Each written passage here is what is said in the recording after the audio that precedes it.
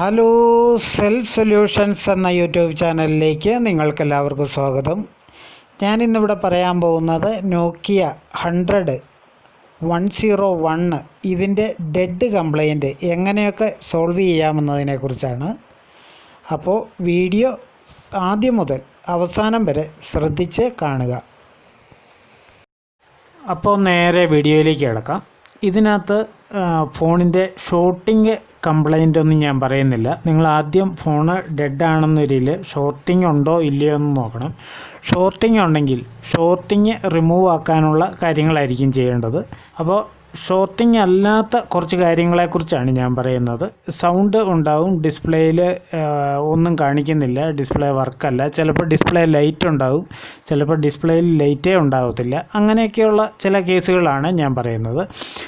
അപ്പം ഇതിനകത്ത് ആദ്യം ചെക്ക് ചെയ്യേണ്ടത് നിങ്ങളുടെ ഡിസ്പ്ലേയിൽ ലൈറ്റ് ഉണ്ടോ എന്നുള്ളതാണ്. നിങ്ങളുടെ ഫോണിൽ ഡിസ്പ്ലേയിൽ ലൈറ്റ് ഉണ്ട്, എന്നാൽ ഡിസ്പ്ലേയിലൊന്നും തെളിയുന്നില്ലെന്നൊരിൽ നിങ്ങൾ ഏറ്റവും കൂടുതൽ ശ്രദ്ധിക്കേണ്ട ഭാഗമാണ് ഈ ഭാഗം.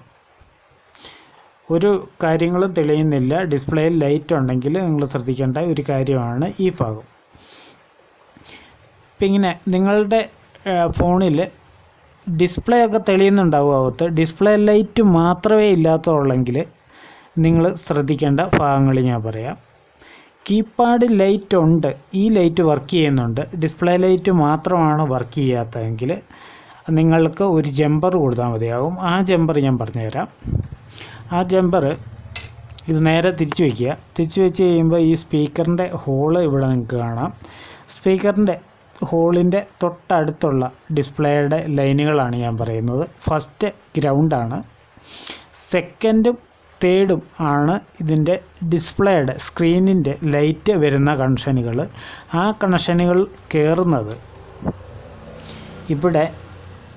മൂന്നാമത്തെ കണക്ഷൻ ഇതിൻ്റെ നടുക്കത്തെ ഭാഗത്തേക്കും,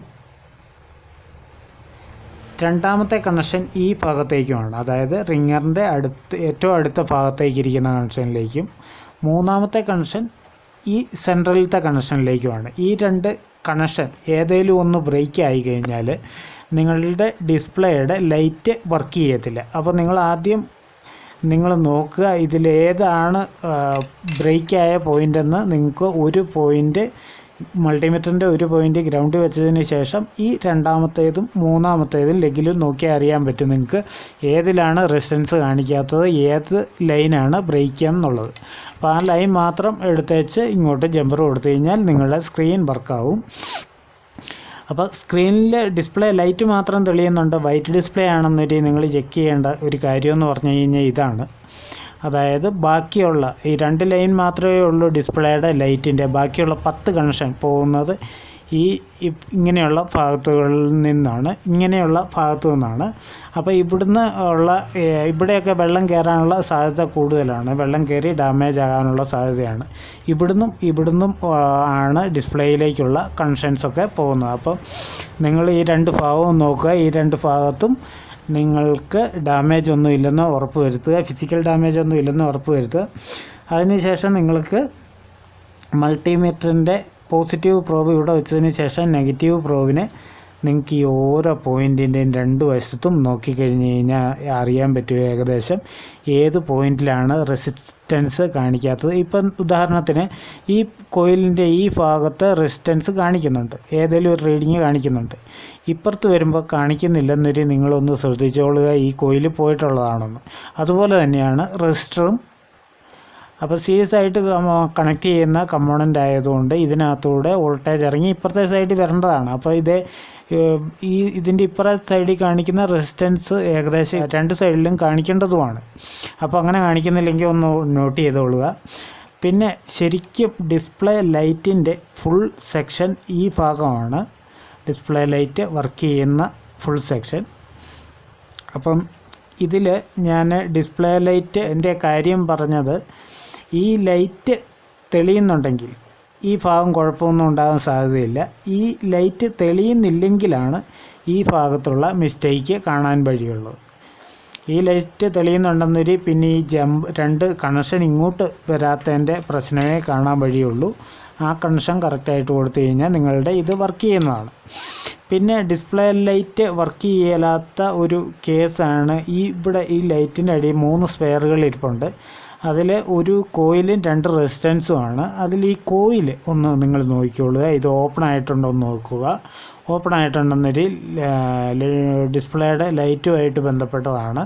അപ്പോൾ ഓപ്പൺ ആയിട്ടുണ്ടെങ്കിൽ ഇതൊന്ന് എടുത്തേച്ച് നിങ്ങൾക്ക് ജമ്പർ കൊടുക്കാവുന്നതാണ്. സീരിയസ് ആയിട്ട് കൊടുത്തേക്കുന്ന ഈ കമ്പോണൻസ് ഒക്കെ ഏറെക്കുറെ ജമ്പർ കൊടുക്കാവുന്ന സ്പെയറുകളാണ്. അതുകൊണ്ട് ജമ്പർ കൊടുത്തു കഴിയുമ്പോൾ നിങ്ങളുടെ ഫോൺ വർക്ക് ചെയ്യുന്നതാണ്. പിന്നെ വരാറുള്ള ഒരു കേസാണ് പവർ ഐ സി വെള്ളം കയറിയ സെറ്റാണെന്നൊരു ഈ ഐ സി എടുത്തേച്ച് ചൊവ്വിന് ക്ലീൻ ചെയ്തേച്ച് ഇച്ചിരി പേസ്റ്റ് ഇട്ട് ഫിക്സ് ചെയ്താൽ തന്നെ നിങ്ങളുടെ പ്രോബ്ലം റെഡിയാവും. അഥവാ ഐ സി ഷോർട്ടായിട്ട് പോയിട്ടുണ്ടെങ്കിൽ മാത്രം ഐ സി മാറ്റുക.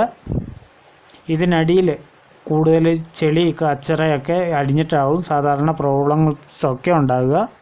ഫോൺ അഥവാ ഷോർട്ടിങ് ആണെന്നൊരു ഈ പി എഫിൻ്റെ അടുത്തുള്ള കപ്പാസിറ്ററുകൾ സാധാരണ ഷോർട്ടിങ് വരാറുള്ള സാധനങ്ങളൊക്കെ നിങ്ങൾ നോക്കുക. ഷോർട്ടിങ് ഒന്നുമില്ല, ഫോൺ ഓൺ ആകുന്നുണ്ടെന്ന് നിങ്ങൾക്ക് ഏകദേശം ഒരു ധാരണയുണ്ടെങ്കിൽ, എന്തെങ്കിലും സൗണ്ട് കേൾക്കുമോ കോള് വരുമോ ഫോൺ ഓണാകുന്നുണ്ട് എന്നുള്ള ഏകദേശം ഐഡിയ ഉണ്ടെന്നൊരു നിങ്ങൾ ഞാൻ ഈ പറഞ്ഞ രീതിയിലുള്ള കാര്യങ്ങൾ ശ്രദ്ധിക്കുക. ഈ കോയിൽ കംപ്ലൈൻ്റ് ആയിക്കഴിഞ്ഞാൽ ഡിസ്പ്ലേ ലൈറ്റ് വരാതിരിക്കും. ഈ 2 ജമ്പറുകൾ കറക്റ്റ് അല്ലെങ്കിൽ ഡിസ്പ്ലേ ലൈറ്റ് വരാതിരിക്കും. ഈ ഭാഗവും കറക്റ്റ് അല്ലെന്നൊരിയിൽ ഡിസ്പ്ലേയിൽ ഒന്നും തെളിയാതിരിക്കും. അപ്പോൾ നിങ്ങൾ അത് ഒന്ന് ചെക്ക് ചെയ്തോളുക. ഇതിലേതെങ്കിലും ഒരു സ്പെയർ ഡാമേജ് ഉണ്ടെന്നൊരിയിൽ അല്ലെ ഓപ്പൺ ആണെന്നൊരിയിൽ നിങ്ങളുടെ ഡിസ്പ്ലേയിലൊന്നും തെളിയാതിരിക്കും. അപ്പോൾ നിങ്ങൾക്ക് ചെക്ക് ചെയ്യേണ്ട രീതിയും ഞാൻ പറഞ്ഞു തന്നു. പിന്നെ ഡിസ്പ്ലേ ലൈറ്റിൻ്റെ സെക്ഷൻ ഇതാണ്. ഈ ഭാഗം ചെക്ക് ചെയ്യേണ്ടത് ഡിസ്പ്ലേയിൽ ഈ കീപാഡിൻ്റെ ലൈറ്റും തെളിയുന്നില്ല മാത്രം ഈ ഭാഗം ചെക്ക് ചെയ്താൽ മതി. കീപാഡ് ലൈറ്റ് തെളിയുന്നുണ്ടെങ്കിൽ പിന്നെ ഈ ഭാഗത്ത് ചെക്ക് ചെയ്യേണ്ട ആവശ്യം സാധാരണഗതിയിൽ വരുന്നില്ല. നിങ്ങൾ മൾട്ടിമീറ്ററിൻ്റെ ഒരു പ്രോബ് ഗ്രൗണ്ടിൽ വെച്ചതിന് ശേഷം നിങ്ങൾ ഡിസ്പ്ലേയുടെ കണക്ടറിൻ്റെ മോളി വശം ഇച്ചിരി ചീകി വെച്ചാൽ ഇതുപോലെ ഡിസ്പ്ലേ എടുത്തേക്കുന്നതാണെങ്കിൽ വളരെ എളുപ്പമാണ് ചെക്ക് ചെയ്യാൻ. ഇത് നന്നായിട്ട് ക്ലീൻ ചെയ്തേച്ച് ഒരു സൈഡ് പോസിറ്റീവ് പ്രോബ്, മൾട്ടിമീറ്ററിൻ്റെ പോസിറ്റീവ് പ്രോബ് ഈ ബോർഡിൻ്റെ നെഗറ്റീവിൽ എവിടെയെങ്കിലും ഉറപ്പിക്കുക. അതിനുശേഷം ഈ ഓരോ കണക്ഷനിൽ ഏതെങ്കിലുമൊക്കെ റെസിസ്റ്റൻസ് എത്രയാണ് കാണിക്കുന്നത് നോക്കുക. അതിലൊരു റെസിസ്റ്റൻസും കാണിക്കുന്നില്ലാത്ത ഏതെങ്കിലും കണക്ഷൻ ഉണ്ടെങ്കിൽ അത് ഈ ഭാഗത്തു നിന്നോ ബ്രേക്ക് ആയതായിരിക്കും. അപ്പോൾ അത് ഏതാണ് കണക്ഷൻ ബ്രേക്ക് ആയത്, ഇത് സാധാരണ ഇതിൻ്റെ ഈ സൈഡൊക്കെ വെള്ളം വീണ് ദ്രവിച്ചേച്ച് ഇങ്ങോട്ട് കണക്ഷൻ വരാതിരിക്കും. അങ്ങനെയുള്ള കേസുണ്ടെങ്കിൽ കറക്റ്റ് ആ കണക്ഷൻ മാത്രം നിങ്ങൾ എടുത്തു കൊടുത്തു കഴിഞ്ഞാൽ നിങ്ങളുടെ പ്രോബ്ലം സോൾവ് ആകുന്നതാണ്.